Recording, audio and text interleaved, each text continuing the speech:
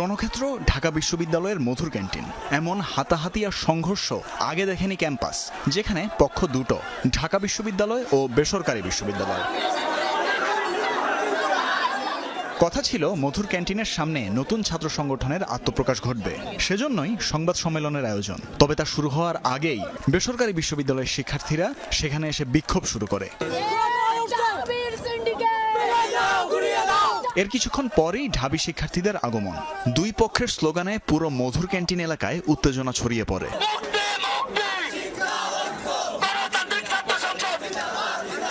আচমকা হট্টগোল আর হাতাহাতির সূত্রপাত। মুহূর্তেই রণক্ষেত্র পুরো এলাকা। প্রচণ্ড বিশৃঙ্খলায় সংবাদ সম্মেলনে ঘটে ব্যাঘাত।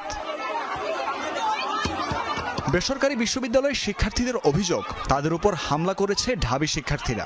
অভিযোগ আছে তাদেরকে দলে জায়গা না দেয়ারও। আপনারা যে সংগঠন একটা দিয়ে উঠালেন, আমরা সেটাকে প্রাইভেট থেকে প্রত্যাখ্যান করছি।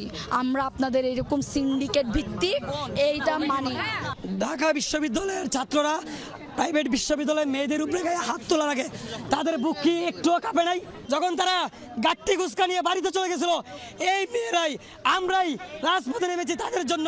আমি রিফাত রাশিদের পক্ষ নিয়ে, রিফাত রাশিদকে মাইনাস যেন না করা হয় সেই পক্ষ নিয়ে কিন্তু আমি এখানে টেবিল সাজাইছি। ঢাবি শিক্ষার্থীদের অভিযোগ, পুরো ব্যাপারটি পূর্ব পরিকল্পিত।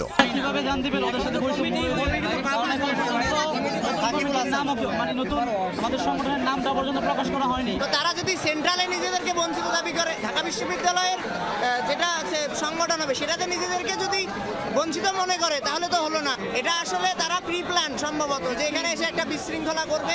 তবে এত বিশৃঙ্খলার মাঝেও আত্মপ্রকাশ ঘটে সংগঠনের। দেয়া হয় কমিটির ঘোষণা। ছাত্র সংগঠনের নাম হবে বাংলাদেশ গণতান্ত্রিক ছাত্র সংসদ। আমাদের কেন্দ্রীয় কমিটির আহ্বায়ক হিসেবে রয়েছেন আবু বাকের মজুমদার, এবং কেন্দ্রীয় সংসদের সদস্য সচিব হিসেবে রয়েছেন জাহিদ হাসান, এবং মুখ্য সংগঠক হিসেবে রয়েছেন তাহমিদ আল মুদাসির চৌধুরী, এবং মুখপাত্র হিসেবে আছেন আশরাফা খাতুন। মধুর ক্যান্টিনে যে পরিস্থিতিটা লক্ষ্য করতে পেরেছেন সেটাকে আমরা ইতিবাচকভাবে দেখছি। সম্মিলিত প্রাইভেট বিশ্ববিদ্যালয় এবং ঢাকার মধ্যে যে সকল কলেজগুলো রয়েছে এবং অন্যান্য বিশ্ববিদ্যালয়ের শিক্ষার্থীদের সাথে আলোচনার ভিত্তিতে আমরা সেখানেও কিন্তু অতি দ্রুতই সেই সংসদগুলোর কিন্তু কমিটি ঘোষণা করব।